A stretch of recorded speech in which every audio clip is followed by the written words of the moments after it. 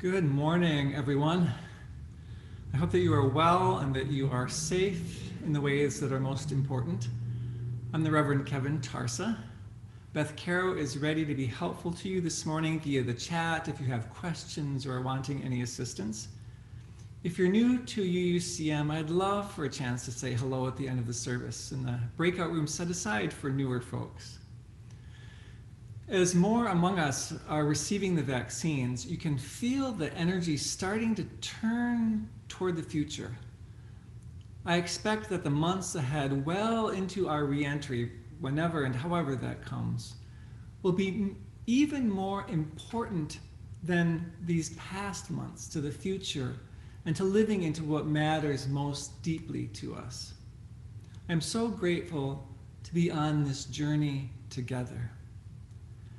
Last week, we offered insight, heart, and wisdom from people across our Unitarian Universalist tradition who invited us into courageous open-heartedness.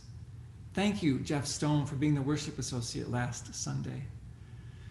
Today, we celebrate beloved community, our theme for the month, by honoring our connections to our sister UU congregations nearby, the Unitarian Universalists in Auburn, Reno, Chico, Sacramento, Davis, and Napa Valley, and a few congregations not quite so near. We begin, in fact, in Moscow, Idaho. Bob, I invite you to move to that slide. Susan and Paul Thompson lead us in this morning with singing. Paul is music director there at the Unitarian Universalist Church of the Palouse, a congregation born in 1945 as the Channing Club, a discussion group founded by a geology professor at Washington State University. It's a very common kind of story for the beginning of many of our congregations. With our friends in Moscow, Idaho, let us together now sing.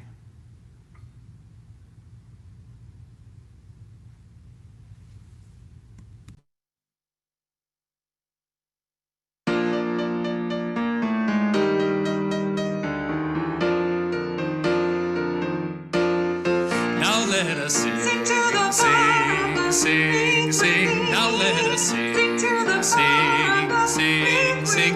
Lift up your voice, be not afraid. Now let us sing to the power of the faith within. Now let us sing, sing, sing, sing. Now let us sing, sing, sing, sing. Lift up your voice, be not afraid. Now let us sing to the power of the hope within. Now let us sing, sing, sing, sing. Now let us sing, sing, sing, sing. Lift up your voice, be not afraid. Now let us sing to the power of the love within. Now let us sing, sing, sing, sing. Now let us sing, sing, sing, sing. Lift up your voice, be not afraid. Now let us sing to the power of the joy within.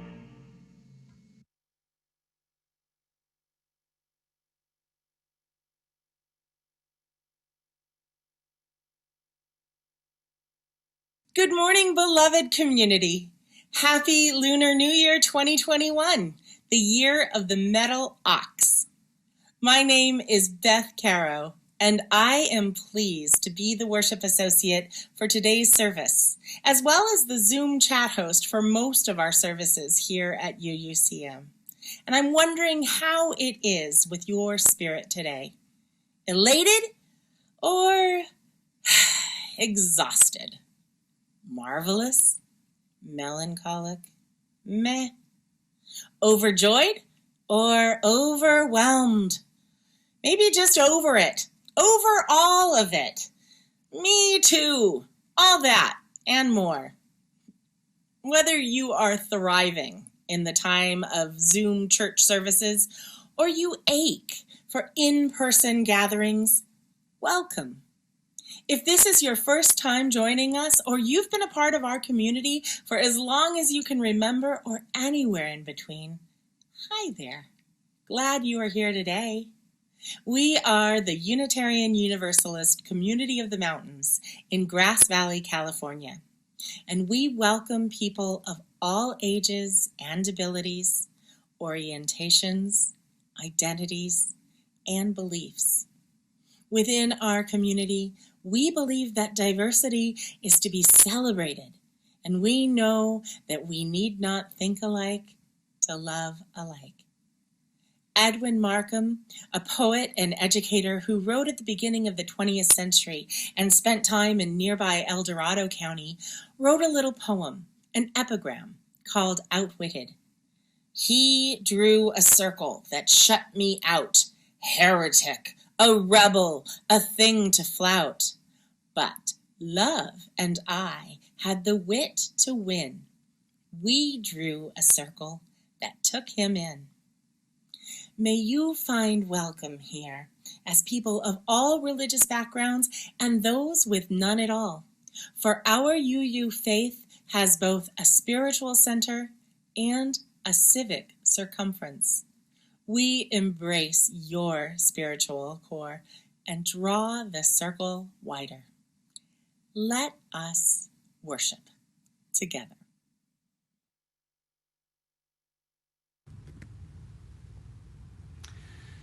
The Reverend Roger Jones, who offers our chalice lighting this morning, serves the Unitarian Universalist Society of Sacramento as senior minister.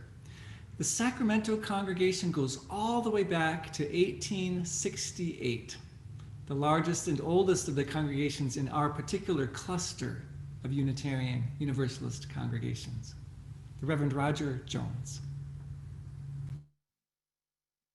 Good morning. It's good to be with you. I'm Roger Jones, one of the ministers at the UU Society of Sacramento. If you have a chalice or candle at home, you may want to get it ready to light along with me after I say these words for the lighting of our chalice.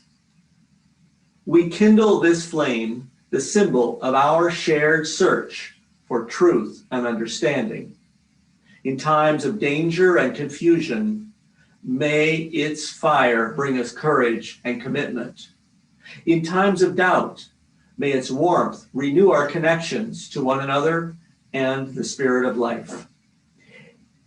In times of change, may its light illuminate our deepest values, the values which call us forward together.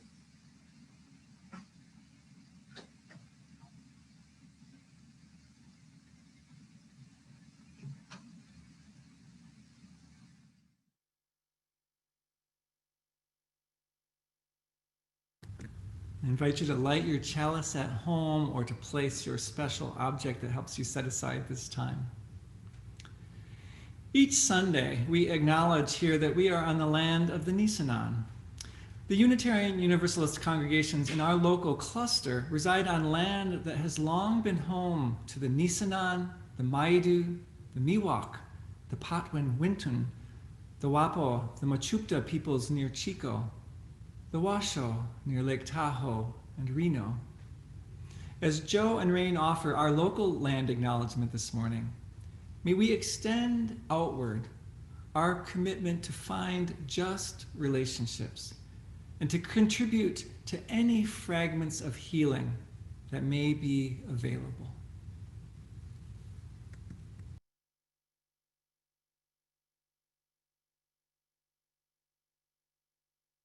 In our commitment to be in respectful and right relationship with the descendants of this area's indigenous people, we place a small basket of black oak acorns on our altar each week.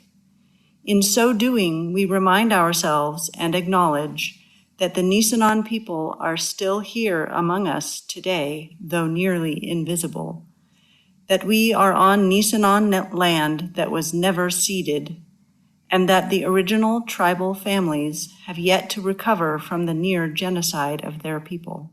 As residents or visitors in Nisenan land, let us support the Nevada City Rancheria Nisenan tribe in efforts to stabilize their people as well as their campaign to restore federal recognition.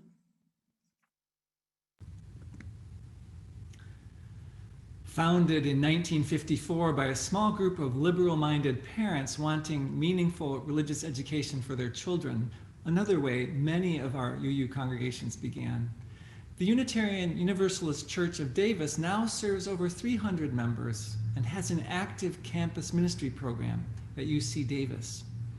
Reverend Beth Banks, there on the left, serves as the senior minister, and Reverend Morgan McLean on the right is the congregational life minister. This morning, it's their current ministerial intern, Leonard Hayward, and worship associate Emily Burstein, who offer our opening words. They are the words of the Reverend Dr. Hope Johnson. Bob, yeah. Reverend Hope Johnson served as one of the wonderful regional staff for our congregations in the East and the Southeast, and in fact, many people across the nation. Reverend Johnson died unexpectedly at the end of November, a deep loss for our tradition and our association of congregations. Her ministry has been a powerful gift to many of us UUs, including myself. I'm pleased that the people from Davis are offering her words this morning.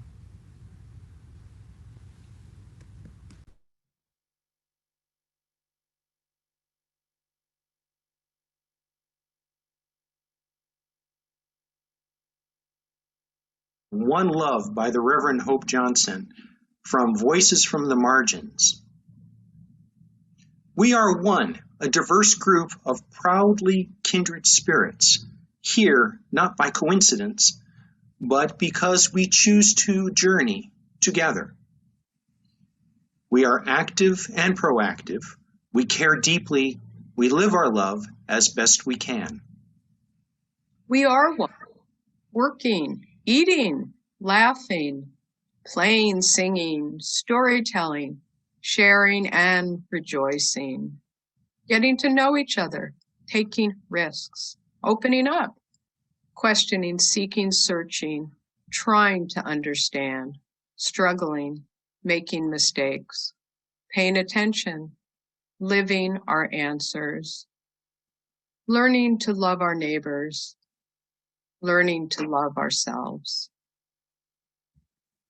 Apologizing and forgiving with humility, being forgiven through grace, creating the beloved community together. We are one.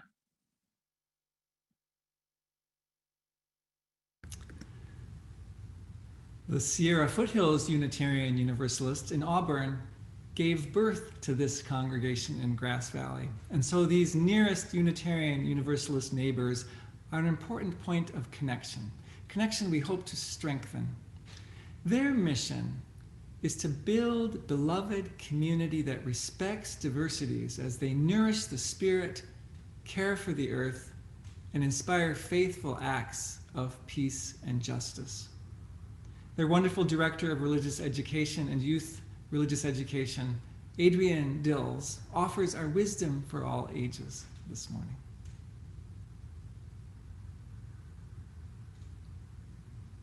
What does God or the divine look like?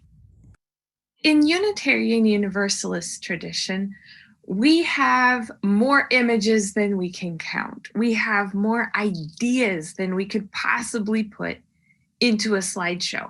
But I want us to spend some time with some images and some questions today to give us that idea of like, what does this mean for us? Have I thought about this recently? Is this an inconvenient question that I've just been putting off? What does God or the divine look like? Does God or the divine look like nature? I think for a lot of us, especially for our transcendentalist tradition, and for a lot of us from indigenous traditions as well, nature is the starting point for what God looks like. Does God look like a symbol? Here we have the yin and yang, the interplay of light and dark. Is this what God might look like? Is God like humans, but stronger? Certainly many traditions have pictured God or a whole pantheon of gods, a whole family of gods and goddesses. Like humans, but with superpowers. Here we have Poseidon, god of the sea. Does God have many faces or incarnations? This is one image from the Hindu tradition. As you can see, there are many, many faces going on in many colors with lots of symbols and arms and decorations. In Hinduism, God is famous for having many faces that are all equal and can all be valid at the same time. In Islam, in Judaism, and sometimes in Christianity, we ask, is it right to picture God at all? This is an image of the word Allah, which means God, written in calligraphy. Is it right to even put an image around the divine? Is it okay to picture God as white or classically beautiful? This is one of the most famous images of God in the Western world. The old man with a beard.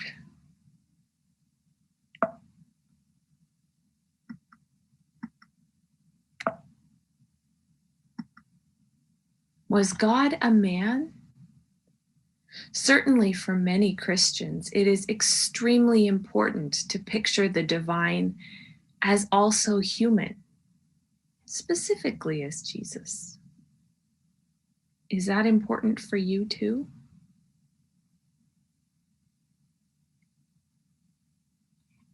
And if God was a man, is it important to be historically accurate?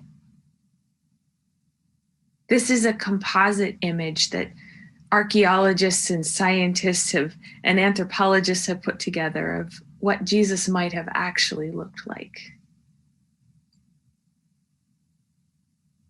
Is it important to be historically accurate or not? Does it matter? And then, of course, there's the question, but isn't God a woman? Giving birth to the world. I love this one. This one is really powerful for me.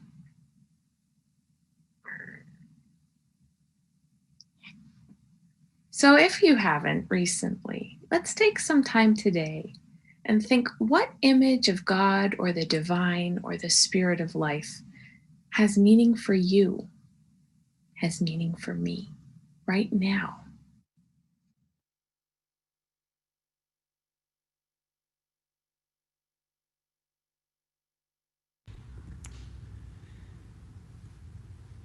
Each spring, our members are asked to consider their stewardship of the congregation and its mission, and to commit to give of time, talent, and treasure.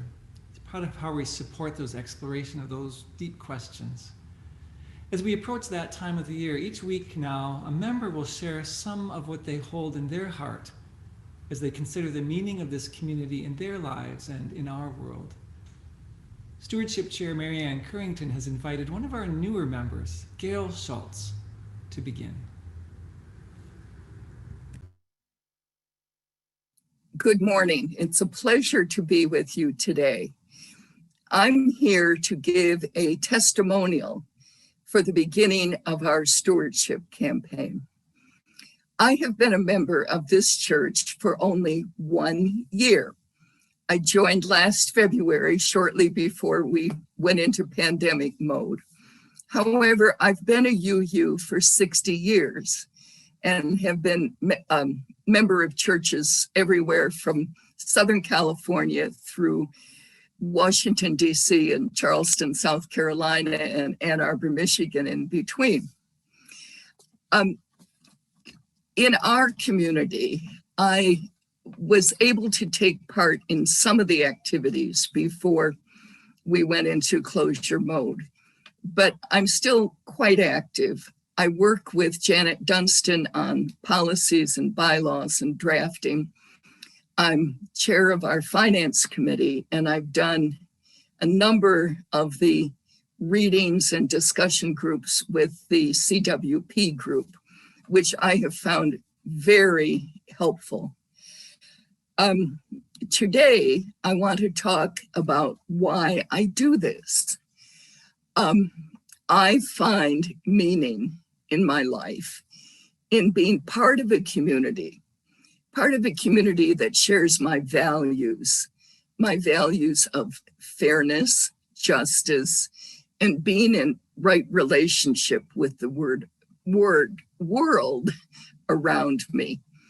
And I feel a need to give of my time, my talent, and my treasure in this environment.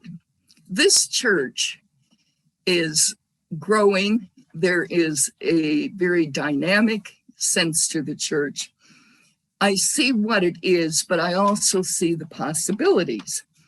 And I want to help make this community what it can be, a force for members and a force outside in the greater community. Looking forward, we actually are going into spring. There is light at the end of the tunnel. Vaccination is out there. I've actually recovered totally from COVID. I have survived it, etc. So I'm going to make my pledge this year. I'm going to make it just as generous as I can, because I really want to continue to see us moving into the light. Thank you. With gratitude for all the gifts, all the joys, all that lifts us, with tenderness for all the pain we might hold in our heart, I lit a candle once again to mark all the deaths related to the virus. I know that's an increasingly large loss for the world, for the nation, and for many of us as individuals.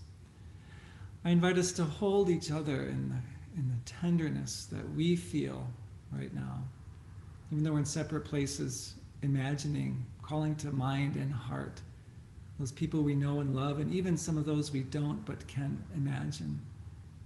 And to let our prayerfulness be accompanied by the singing, the voice, the heart, and spirit of Dr. Glenn Thomas Rideout and Allison Hilaires.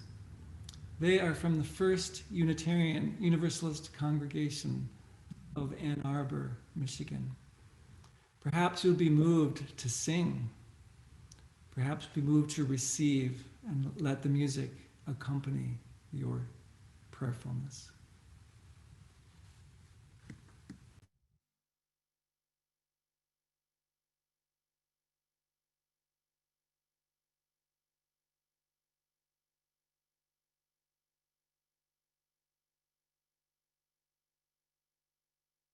Circle round for freedom, circle round for peace, for all of us imprisoned, circle for release, circle for the planet, circle for its soul, for the children of our children. Keep the circle whole. Circle round for freedom. Circle round for peace. For all of us imprisoned, circle for release, circle for the planet, circle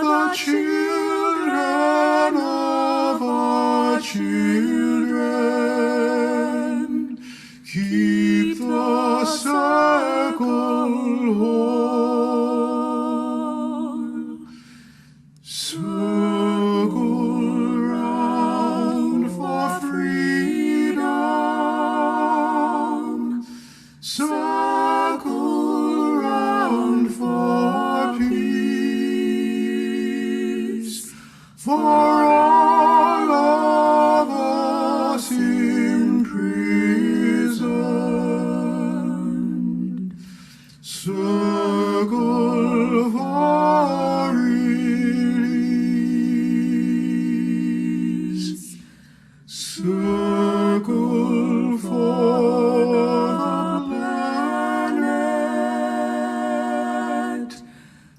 circle for each soul,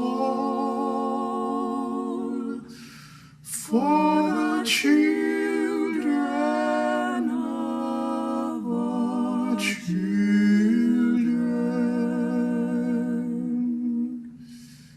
Keep the circle whole.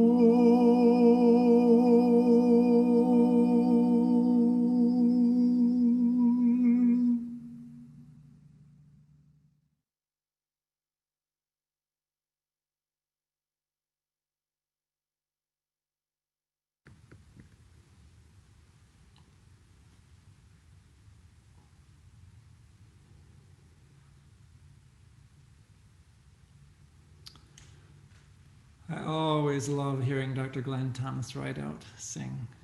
He brings a powerful spirit to everything he does. The Unitarian Universalist Association, of which this congregation is a part, is an association not of individuals, but of congregations. It's an association of congregations. When our ancestors gathered in the 1600s to get clear about how they were going to organize their congregations, they prioritized the autonomy of each congregation to make its own important decisions. This was arising at the same ideas of the revolution on this continent. Members in each congregation, they believed, are the highest human authority, and they're called to walk together in the spirit of mutual love. But they didn't leave it there. Congregations, too, they said, are called to walk together in the spirit of mutual love, to pay attention to one another, to offer support to one another, and perhaps once in a while some chiding as needed. Historically, we've been much more focused on autonomy than on the spirit of mutual love and concern.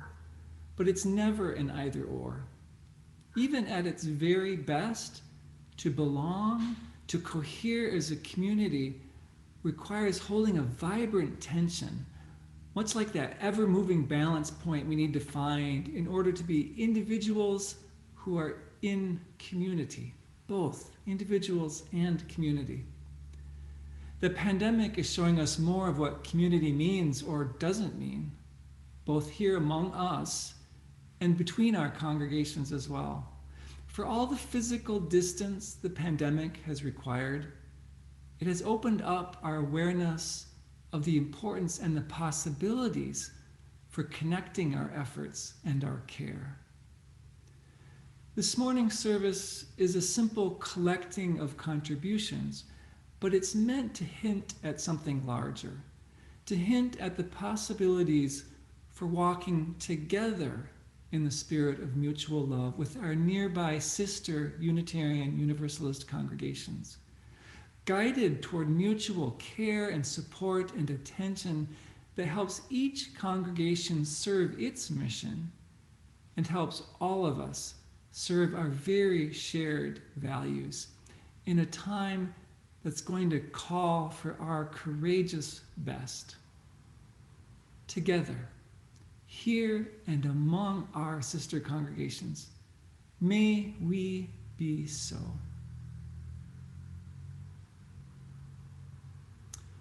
Bob, I invite you to move to, Many of you will know that the Reverend Dr. Lisa Hike has been a member and an affiliated community minister of this congregation, a relationship we've just renewed officially as of last week's board meeting.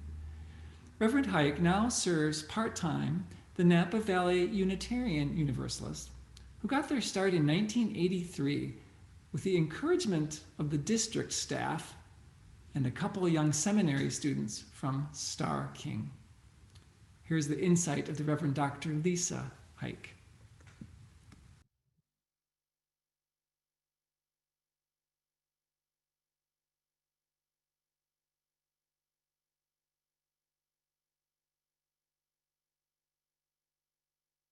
Post office magic.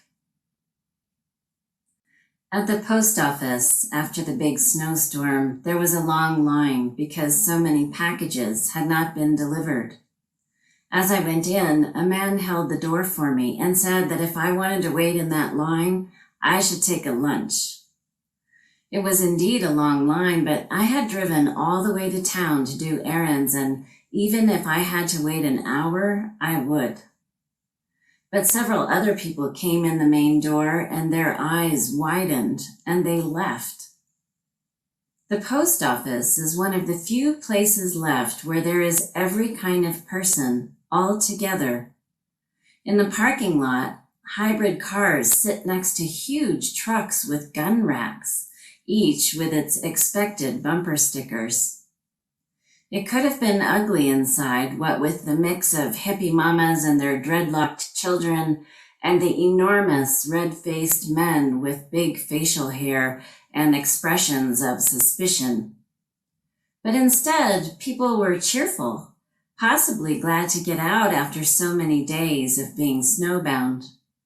When the tiny Latina grandma and her even tinier raven-haired granddaughter went to leave, someone held the door for them, and then again for another brown-skinned woman coming in. 2 spots ahead of me, a mama was teaching her little boy how to do long multiplication and the importance of carrying the 1. Then he showed her one of the cards they sell at the post office these days with a picture of a flying kitten. The caption said, "Incoming hug," and the boy's face was a study in joy. Then one of the only 2 clerks put up a window closed sign and went to do something else. There was a great muttering and shuffling of feet. Then the man in front of me asked the mama in front of him if he could show that little boy a magic trick. I moved right around so I could see too, and the magician made some coins disappear. Then he pulled out a card and said it was his birthday and that sometimes on his birthday he could pull on a playing card and make it stretch out of shape. And then he did just that. We were all so engrossed that we didn't notice another clerk had come out, and it was now the mama's turn to pick up her packages. As I went back to my spot behind the magician, I saw those red-faced men, and they were grinning like little boys themselves. Our country is said to be in very bad shape, and I know it's true, and that there is this huge divide. But I know the answer now. I've seen it at work. All we need is a little magic.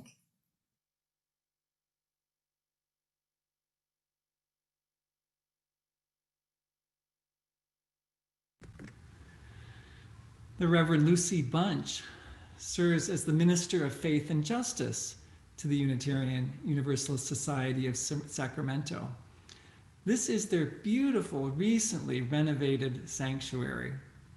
The congregation actually is 8 years into a bold 50-year master plan for their buildings and grounds. I know that will make some of you salivate, or perhaps it's their mission that will speak most strongly to you. We come together to deepen our lives and be a force for healing in the world. The Reverend Lucy Bunch.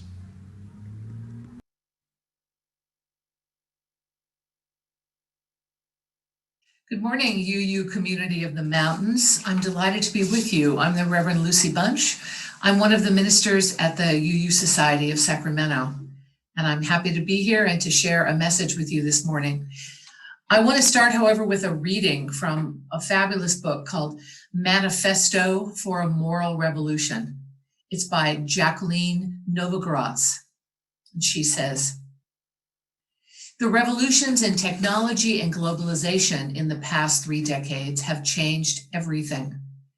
The rate of extreme poverty has fallen to 10%, and cell phones have connected nearly every human individual on the planet. Rights for human beings and non-humans are expanding.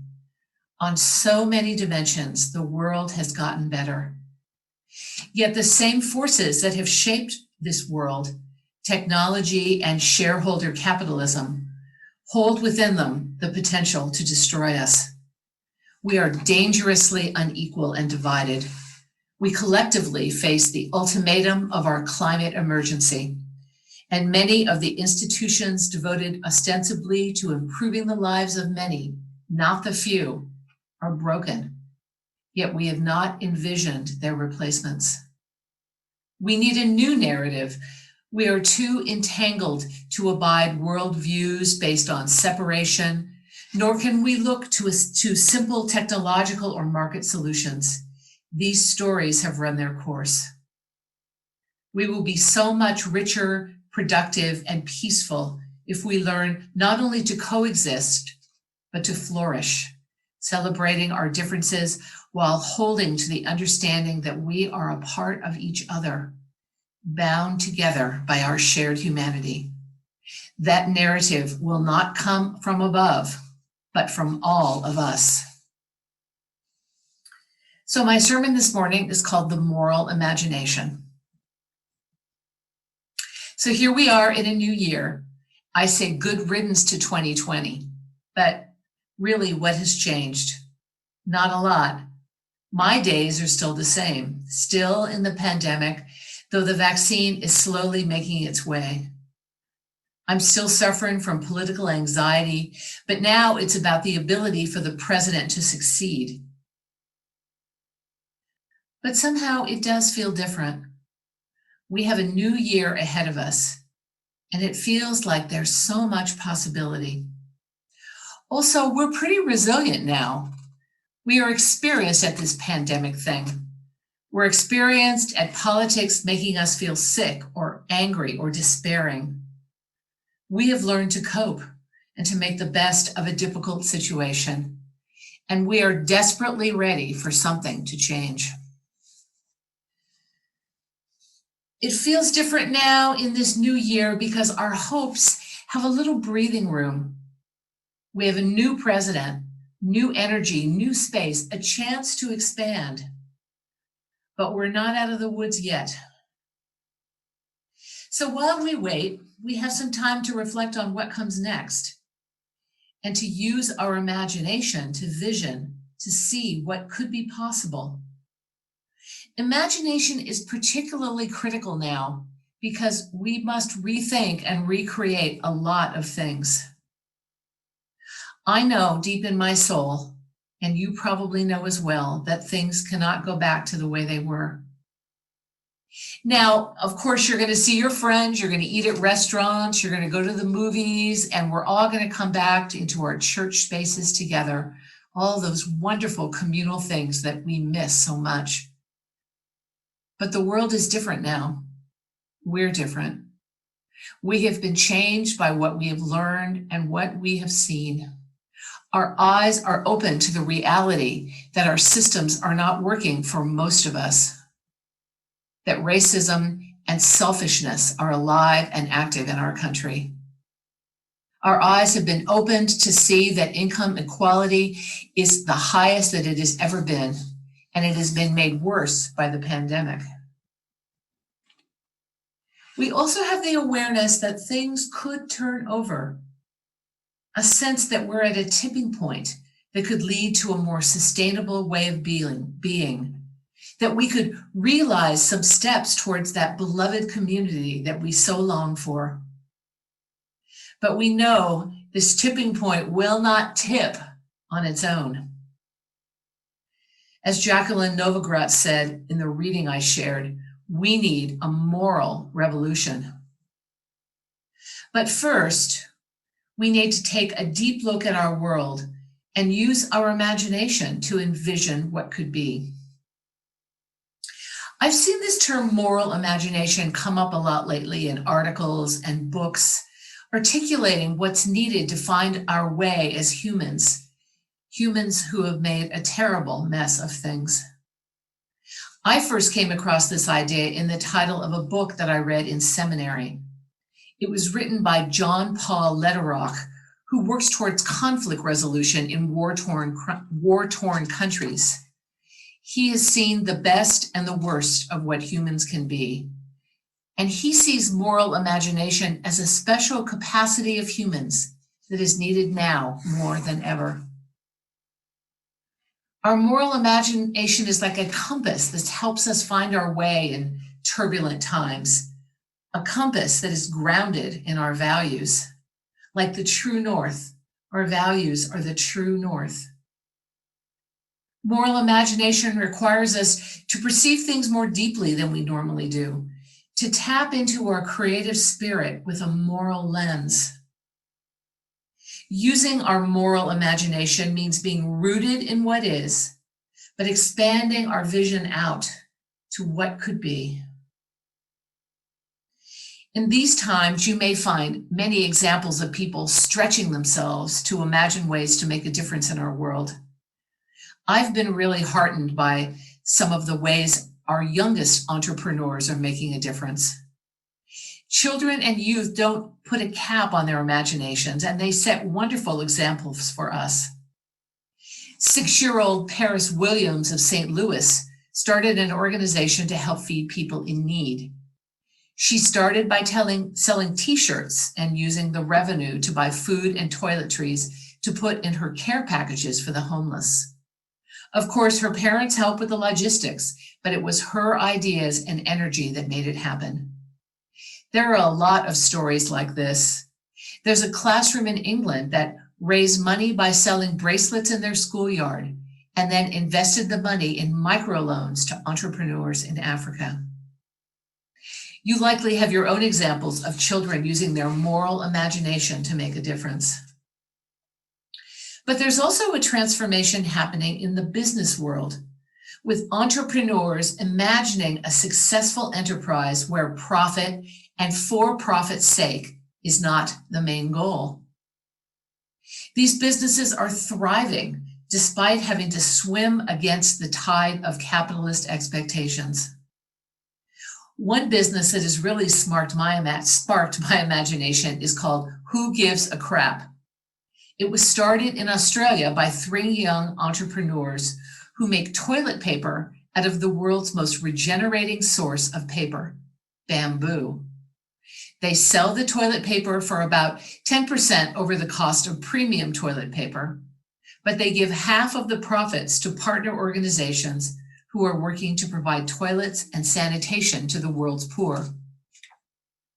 As of 2019, they have donated $1.7 million to these organizations.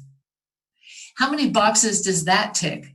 Sustainability, saving trees, making a difference for the world's poor. Now, this company is not nonprofit. Half the profits go to the entrepreneurs and their investors, but half of the profits go to making a difference. It was not easy to establish this company, and there were many roadblocks placed in their way. Here are entrepreneurs guided by their desire to make a difference, using their moral imagination to break through the typical business model, as well as breaking through the attitudes of those stuck in the old business model. Or consider Phool, P-H-O-O-L. It comes from the Hindu word for flower. Phool is a company started in India by 2 entrepreneurs who wanted to use their business skills to solve a real world problem and make a living at the same time. So the problem that they identified was that millions of flowers are thrown into the rivers in India every year by temple priests after they are used in religious ceremonies. Not only are the flowers contaminating the rivers, but the pesticides that were sprayed on the flowers are polluting them. So this company buys the flowers from the priests before they get thrown into the river, cleans them, processes them into incense sticks, another popular and important item for religious ceremonies. They hired women from the untouchable class to work in their factories. The untouchable class in India are the lowest of the low, and they gave these women respect and a decent wage for the first time in their lives. I think that's a win, win, win, and maybe even win. I can't think of a better example of using your moral imagination to develop something rooted in solving the challenges of the real world. I find these stories really inspiring, and I hope that you do too. Perhaps these ideas will plant a seed that can grow your own ideas into reality. If we can multiply these actions throughout the world, our systems will truly be transformed. Oh, but I have to admit there's a part of me, and perhaps there's a part of you too, that's saying, oh my God, give me a break. I've been stuck inside for almost a year and I'm supposed to get out and change the world. I haven't even gotten out of my pajamas. Great questions. Yes, we are stuck right now, but this is a great time to reflect and prepare. It's a great time to practice using our moral imagination. So let me give you a few really practical ideas.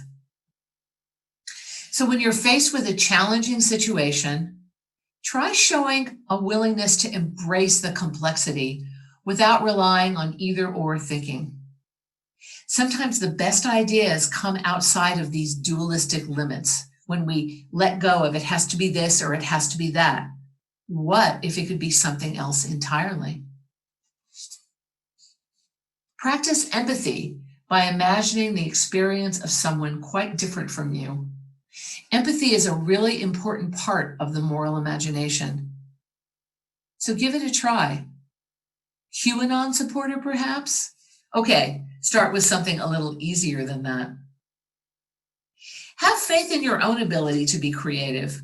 Practice it. Another suggestion is to develop a greater acceptance of and tolerance for risk. Now, I don't suggest that you go out with a mask or do some other risky behavior, but that you push yourself a little bit beyond your comfort zone.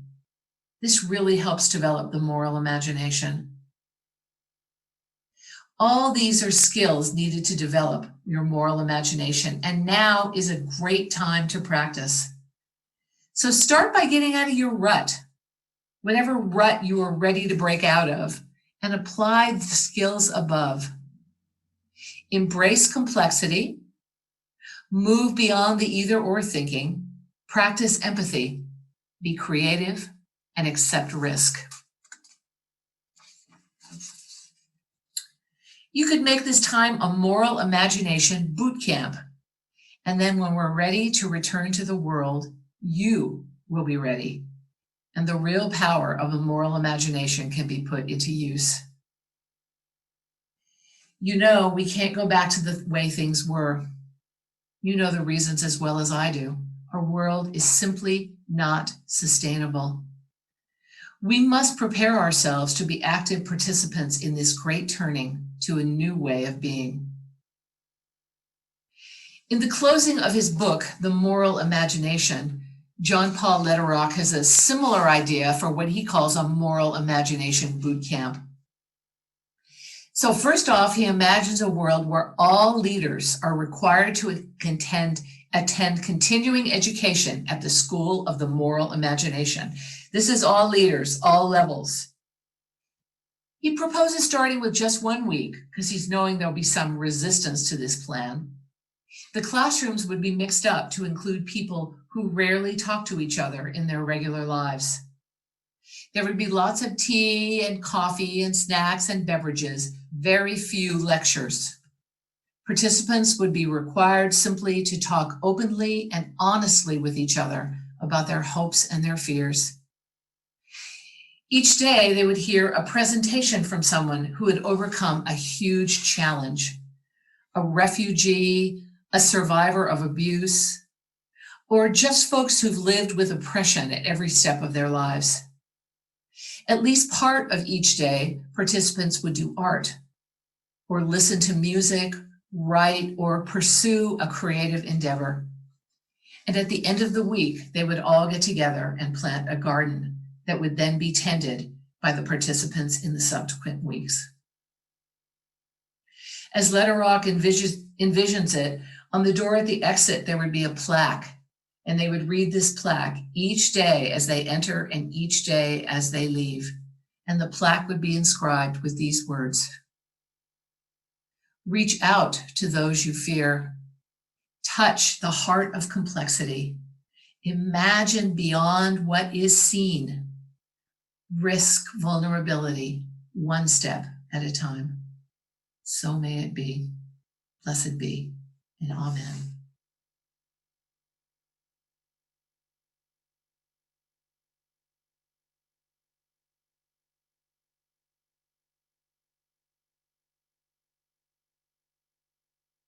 Just like all of our sister UU congregations, UUCM benefits from robust and generous teams of volunteers who give of their precious time and considerable talents to facilitate the functioning of our church.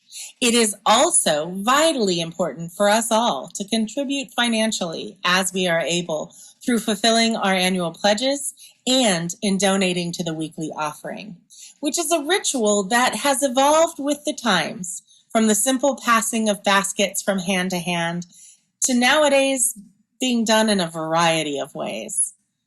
Our vision of beloved community extends beyond our church walls out into the wider world. To that end, each month we share a portion of our collection with a local nonprofit organization. The Care Crisis Nursery is our community partner for the month of February.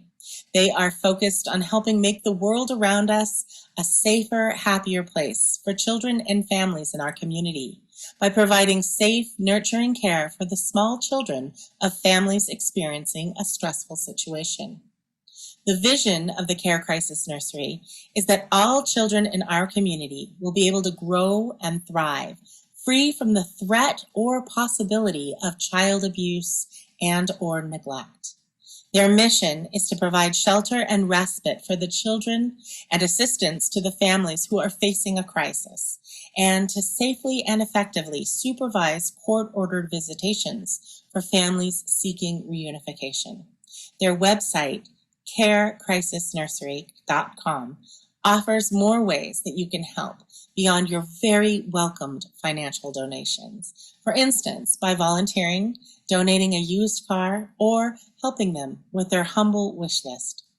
Here's a short video from their director, Lynn Werner, with some detail on how they have pivoted and are continuing to pivot to provide their continuity of care during the time of COVID-19. Hi, this is Lynn Warner with the Care Crisis Nursery. I just wanted to let you all know what we've been doing during these crazy, unprecedented times. We had to shut down at the beginning of the quarantine. We got to reopen, and then the numbers shot up, so we had to close again. But we are now open again and providing services, our court-ordered supervised visitations, as well as staying in contact with all of our clients, making sure they're okay and have everything we need or they need. We've been giving out all kinds of supplies, diapers and wipes and formula, blankets, cribs, clothing, socks, things to keep them warm, jackets.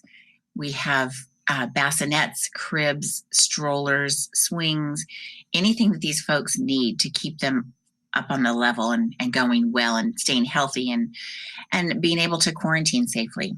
So we thank you all so very much for your support of us, not just now, but in the past, and all that you do for our community. We really are grateful for you, and thank you for your partnership.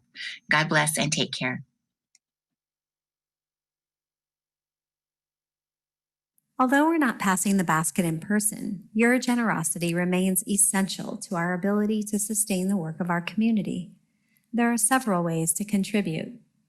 You may text an amount to 833-579-0483, give via our website at uugrassvalley.org, via PayPal at paypal.me/UUCM, or mail to UUCM 246 South Church Street, Grass Valley, California, 95945. Thank you.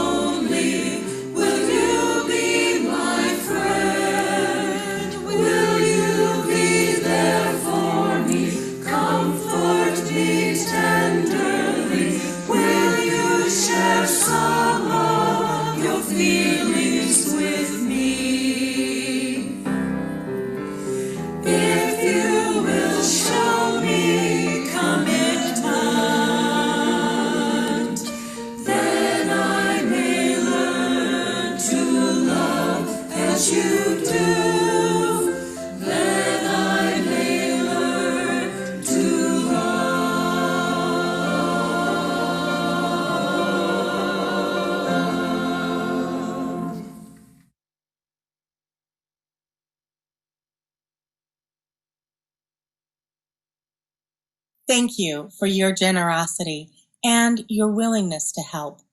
May these offerings of love be dedicated to the work of creating a truly beloved community where even the smallest and most vulnerable feel loved, protected, and cared for.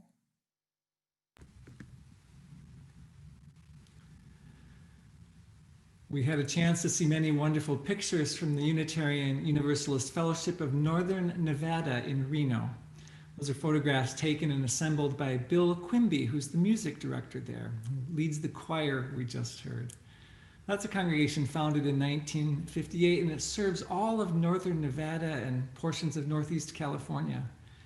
Their minister, the Reverend Karen Foster, had previously served as the Director of Lifespan Religious Education there, a position now held by Kristen Famula, who some of you will know served as a Director of Religious Education here for a year. Thank you to Beth for being worship associate and chat host at the same time today, Bob Miller being behind the scenes, Conrad for video editing, all the musicians from our UU neighbors around the country. Thanks to our sister congregations who contributed, and in a moment we'll hear some music actually from Brooklyn, New York, from several congregations, a really beautiful arrangement of How Can I Keep From Singing. Thank you to Lucy Bunch for offering to offer a sermon today, as well as all those people who read and contributed. Gail, thank you for the really wonderful member moment, and Joe and Rain for offering the land acknowledgement from a previous service. The closing song now invites us to take a walk together in a different way as congregations from 3 different denominations work together. So here the director of music at the First Unitarian Congregational Society in Brooklyn, Adam Podd, and his brother Matt, lead singers from Grace Chorale of Brooklyn, from First Unitarian Congregational Society in Brooklyn, and First Presbyterian Church of Brooklyn in How Can I Keep From Singing? It's an expression that matches the optimism and hope within our tradition. May it help your heart sing in all the ways that that's possible.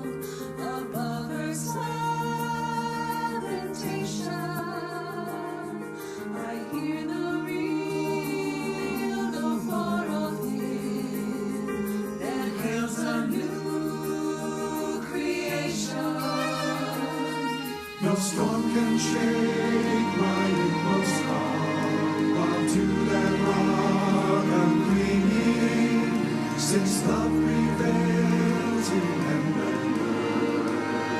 How can I keep from singing?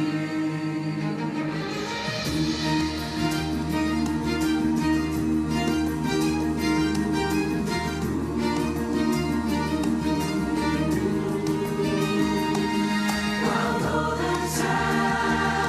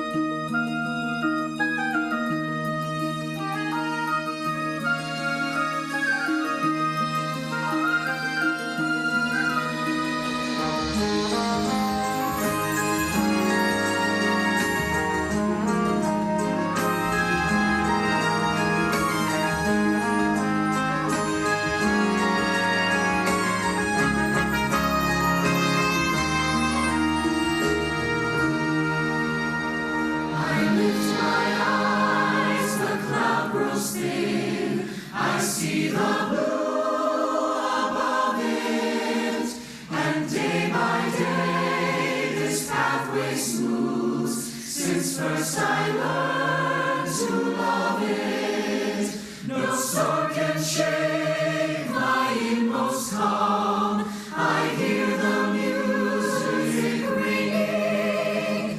It sounds an echo in my soul. How can I keep from singing?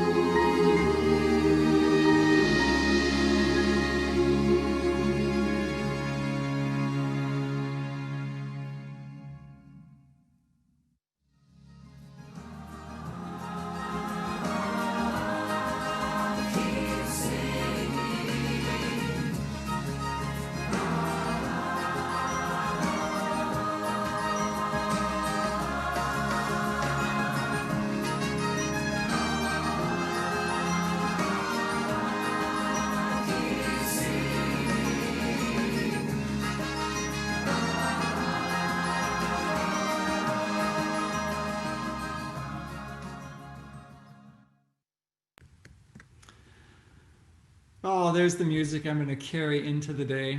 Adam Pod does really wonderful music at the First Unitarian Congregational Society in Brooklyn. For our closing words, I am going to lift up this congregation's mission. If you know it, I invite you to say it along with me. If you don't, I invite you to receive it, take it in, try it on for size. This mission that this community claims in the midst of all our congregations. With courageous love and a sense of wonder, we cultivate our spiritual, emotional, and intellectual strength to create a world more compassionate, sustainable, and just.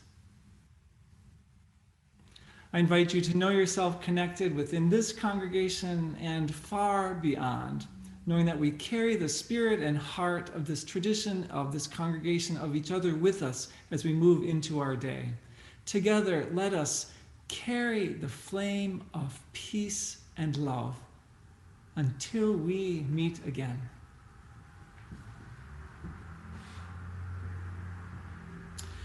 Oh, Bob, I meant to pick up on your joy that you mentioned in Joys and Sorrows of the visioning session yesterday, which was really quite wonderful. If you can at all find the space in you today at 1 o'clock, please join us to vision this congregation's future, to bring a little of our immoral imagination to it, perhaps. If you can't, today at 1 o'clock, there'll be one other opportunity, and that's Tuesday evening at 6:30. Members and friends, watch your emails shortly for a link to that, or you can see the link here, bit.ly/UUCM Vision. We'll look forward to seeing you next Sunday. Till Love Wins, claiming an eighth principle. We'll talk about the eighth principle that's been proposed, and I'll invite this congregation to take it on even before the association does.